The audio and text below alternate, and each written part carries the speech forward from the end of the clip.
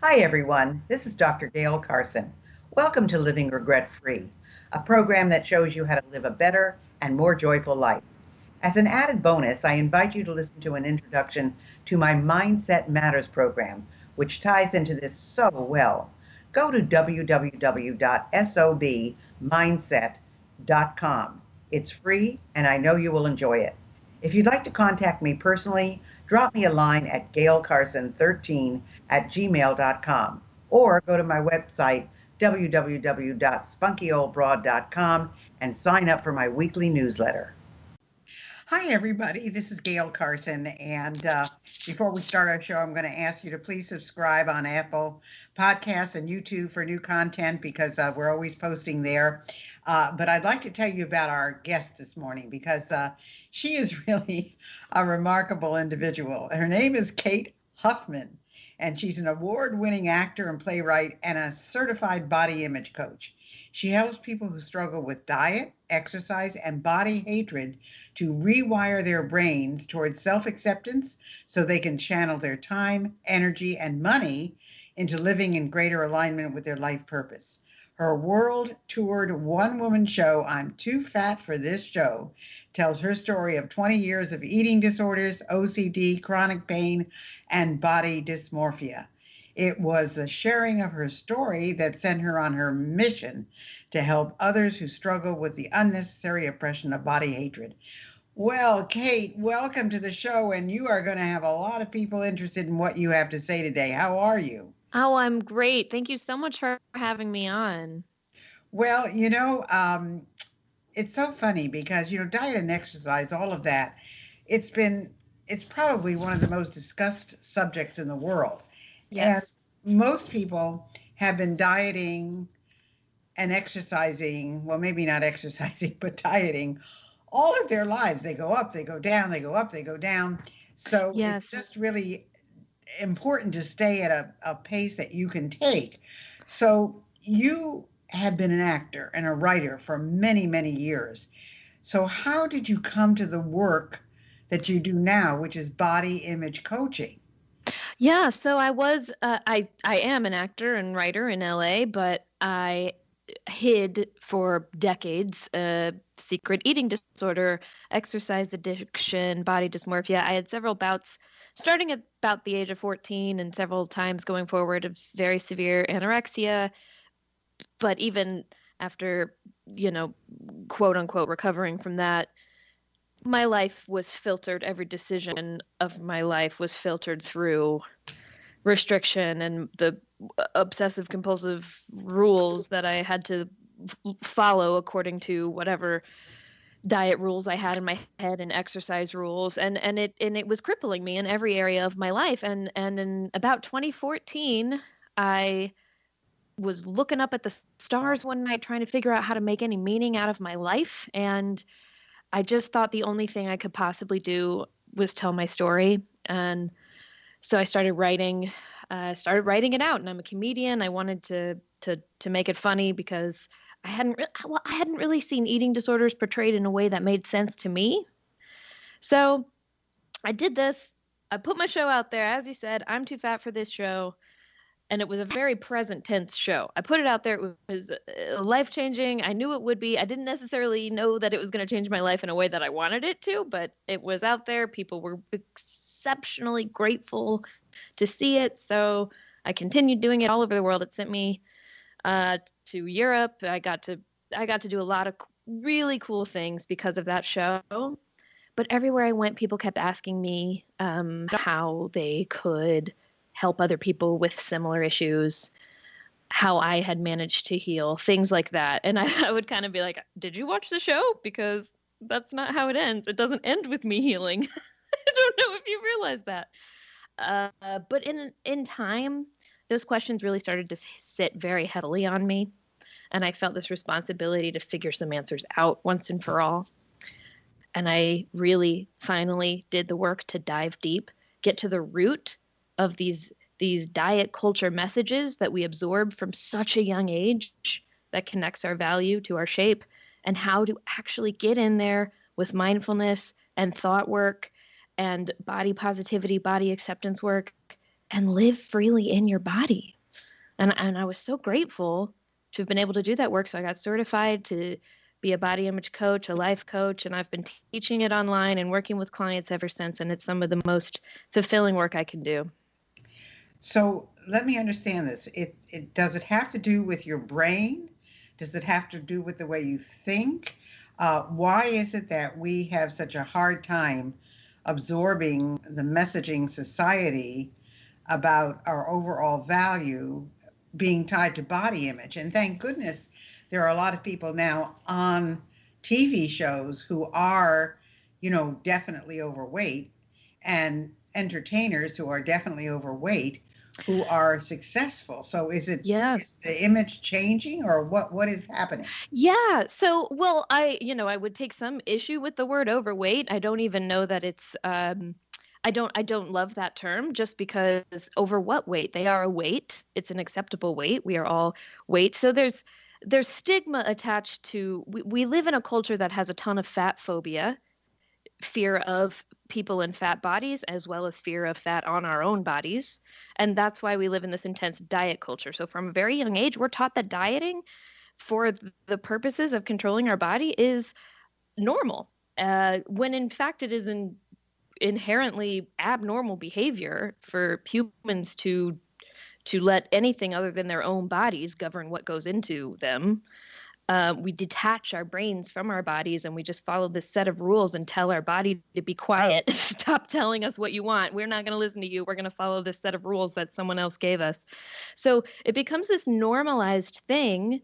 And we believe that only one body type, this thin ideal that we see over and over and over again, has value. And that's the way it was in Hollywood for many, many, many, many, many, many years. And finally, just like every other kind of diversity that we're encouraging in Hollywood, there is some body diversity on screen. And that's what's so wonderful. There are women in normal sized bodies, different sized bodies, being the protagonists of their own shows, living their lives without it just being about the fact that they don't have an insanely thin body. Does that make sense? Yeah, of course. And I look at it in a way that, because I was in the modeling business before Oh, doing sure. the radio shows, but the and I think some of the requirements for the models are absolutely ridiculous, and thank goodness now they have plus size models. However, Yes. I do want to say that we're talking health now.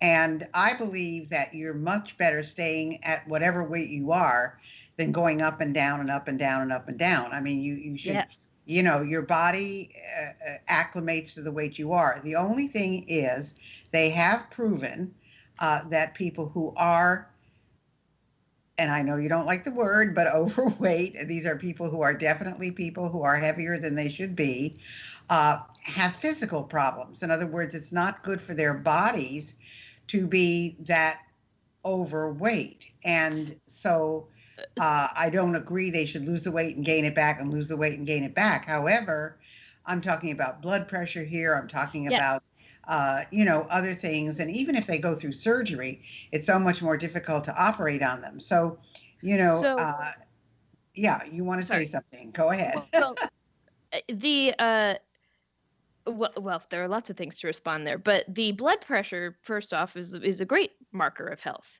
It's a great health marker.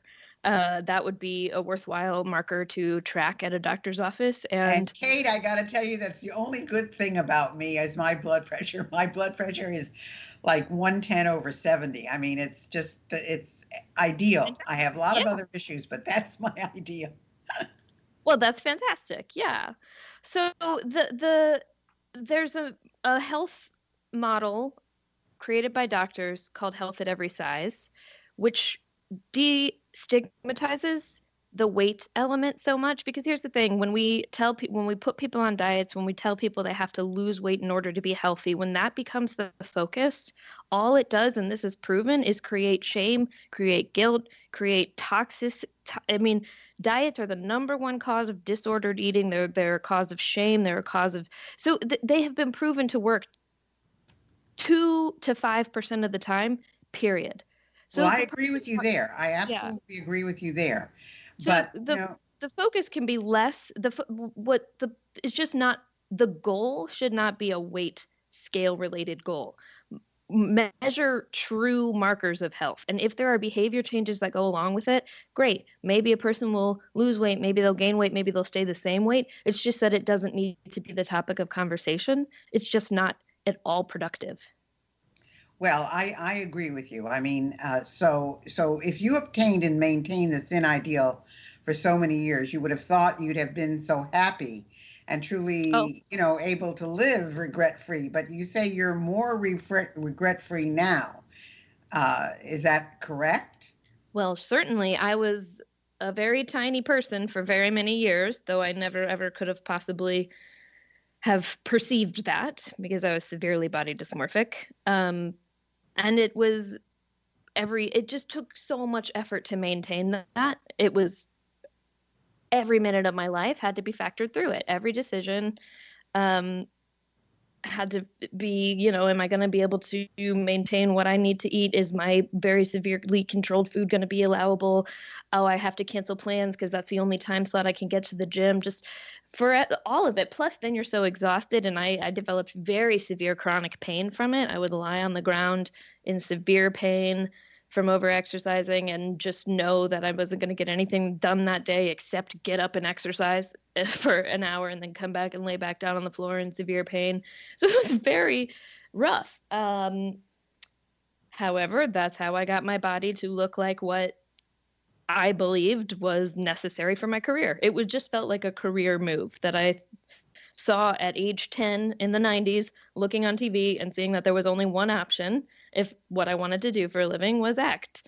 So that's what I put my mind to, darn it. Now, thankfully, as we've already discussed, that is not true. That is not accurate. You do not at all need to have an unhealthfully thin body to be successful in this business. And further, it took me many, many years after realizing that it wasn't true, after realizing that this was not a great way to live, after realizing this was a waste of energy and time and money, our brains process these things so deeply that it took many years after that to actually be able to let those thoughts and those behaviors go. So what tools do you suggest when it comes to rewiring your brain? Yeah. So a lot of it that I work in is thought work. So it's recognizing the truth that our thoughts are not facts. They feel like facts because we have them so often. But in reality, there are circumstances, and then our thoughts happen very quickly about them. So for instance, I am a certain size. That's a circumstance. You are whatever weight. You could think anything about that weight. You could think, I can't date anybody at this weight. You can think, I'm disgusting at this weight. I'm so awful. I have to go on a diet at this weight. Or you could think, this weight is perfect. This weight is irrelevant to my value as a person. All of those thoughts are available to you, but whichever one we're used to having happen so quickly that we don't question it. So somebody might just go, oh, well, I can't date anybody unless I lose weight. And that will feel very much like a fact, right? So the thought work involves identifying those thoughts and applying a series of tools to them, a series of questions. Is this true? Can I be absolutely certain that this is true?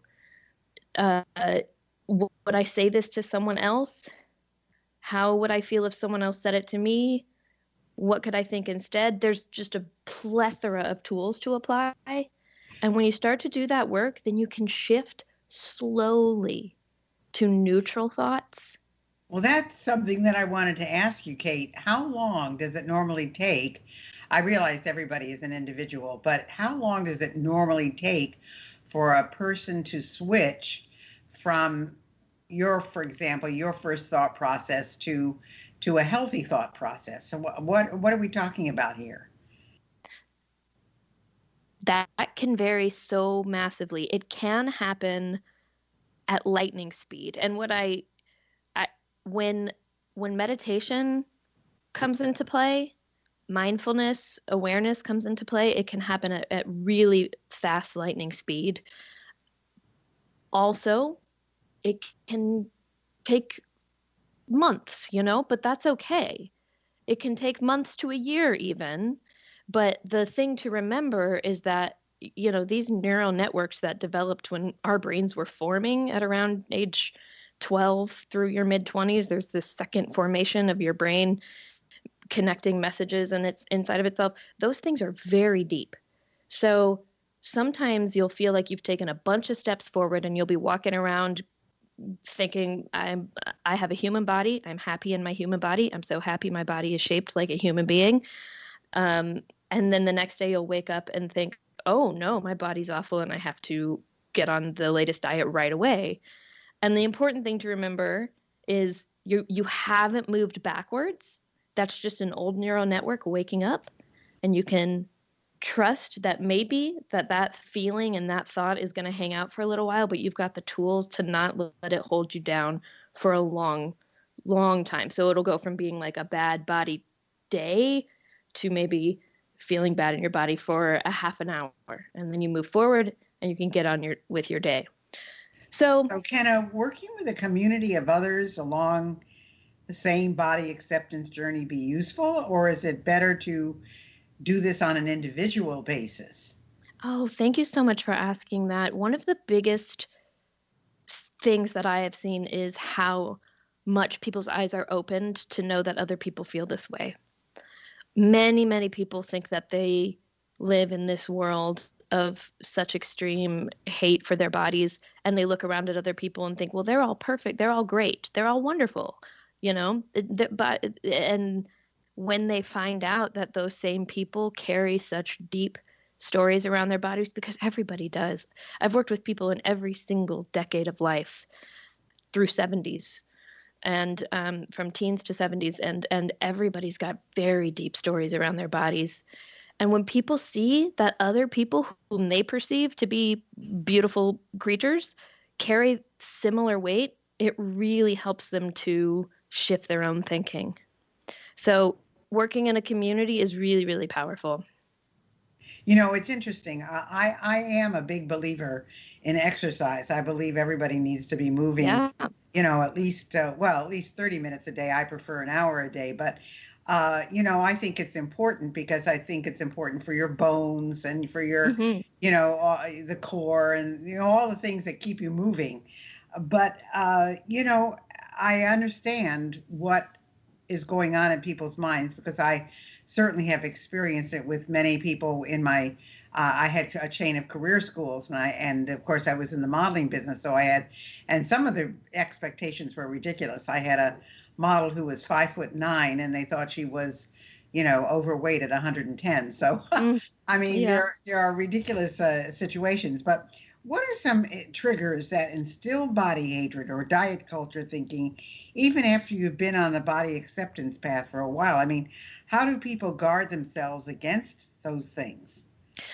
Yes. So many of the triggers are things like catching yourself in a mirror, um, or a photograph that you weren't prepared for, or trying on a pair of pants that no longer fit. These can be some of the triggers that might take you from respecting the human body that you're in to, oh no, never mind. And those thoughts come right back in, and you want to get just drink celery juice all day or something. But the way to protect against it is, one, familiarizing yourself. So some people want to avoid photographs and avoid the mirror, which can be great if you're especially in the early stages of recovering from an eating disorder, but you don't want to get into body avoidance either. The way your brain will actually normalize the image of what you look like is for you to actually spend time with photographs, with yourself in the mirror, describe it as neutrally as possible. The first couple times you try this, just neutrally describe the human being that you see. And in time, finding a thing that you like, sending love to that area and allowing that love to move beyond that one part of your body to eventually just kind of encompass all the cells of your body and just give yourself some love. We give these areas of our body so much hate. We're directing hate at cells on our body. And if we can just allow ourselves even briefly to just send some love to those areas, regardless of their shape or their size, just allow them to feel some love, It really makes some big differences deep in your neural networks. And also to surround yourself with other images of people that look like you, like on your feed. Find body positive, body acceptance people. Just don't have thin models on your feed of your Instagram or your Facebook all the time. You can curate your feed so that you can have your brain sucking in positive messaging as well as the negative messaging that we'll continue to see in the world no matter what. It's interesting. Certainly, I have experience putting clothes on that no longer fit, but Mhm. I don't have that same kind of reaction. So I guess it's and I've been in the image world all my life because even after I sold my other business and I went into speaking, you're on stage all the time, and now I'm doing a lot of visual things on Zoom. So I always have. In fact, one of the things I talked about today on my Facebook Live was image and how you look, but it wasn't really about body. It was really that if you're going to get on Zoom, you need to look professional. and your hair needs to be done, your makeup Yeah. needs to be done, you need to be in the right attire, etc., because people form an impression of you, especially if they haven't met you before. But I never had the oh my gosh, I must lose weight kind of thing. I certainly don't want to be overweight, but I Yeah. haven't had that drama that you're talking about. That's So, really wonderful. Sorry. I don't know where that came or not came from, but uh, you know, it's something to think about. We've got about 5 minutes left, and I want to make sure that people know how to reach you, Kate, because there are people out there who need you. And I also know that you are giving a gift of a free guide to feel better in your body at any moment. So why don't you tell people how to get in touch with you and where to find you and all of those Yes. great things? Great. Thank you. Yes, you can get that free guide at katehuffman.com/free gift. It'll be the 5 fastest thought work tools that can help you shift from a negative body thought at any given time. It also explains thought work in more detail. It's a very powerful guide. So you can go there. That's for you. And also the community that we discussed. I have a free Facebook group called Body Positivity for People with Bodies. And this is a wonderful group of people on the body acceptance journey at all stages. And I do free trainings in there several times a week, and people are posting positive messaging at all times, asking questions. It's a very wonderful community, and I'd love to see anybody on this path join me there.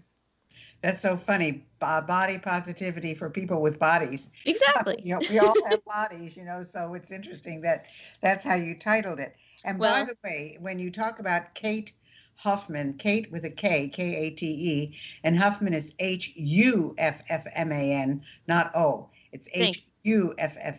Yep.